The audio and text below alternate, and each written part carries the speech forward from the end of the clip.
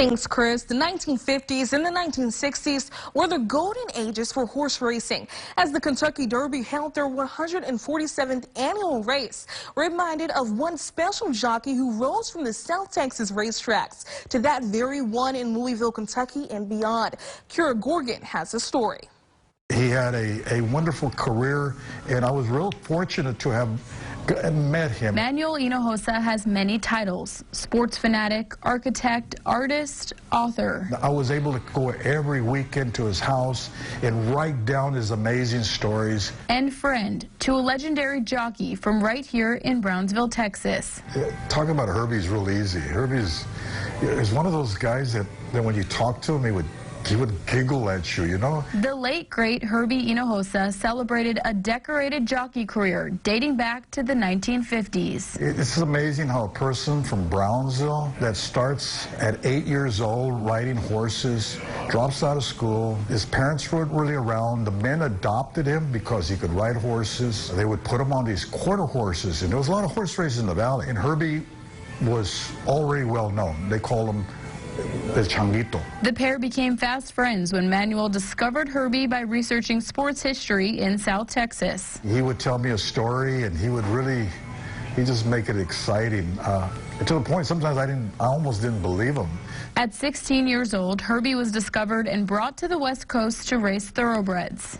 While he was there, he rode for Roy Rogers and Walt Disney, a lot of celebrities, because celebrities had the horses. Again, Herbie was discovered. This time it was 1957, and he was taken to the tracks in the Midwest. In 58, he was already riding at the Kentucky Derby at Churchill Downs.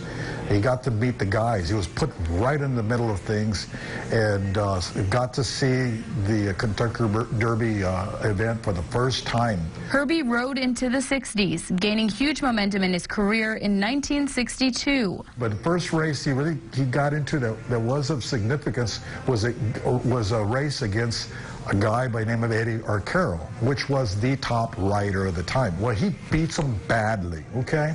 Everybody says, who's this guy, Herbie? But after being fouled in a pre-trial race for the Kentucky Derby, he got so upset with him, they suspended him for 15 days, which lapped into the Derby, and he could not ride into the Derby. Sports Illustrated has a front page cover. It calls it the most controversial Kentucky Derby trials ever.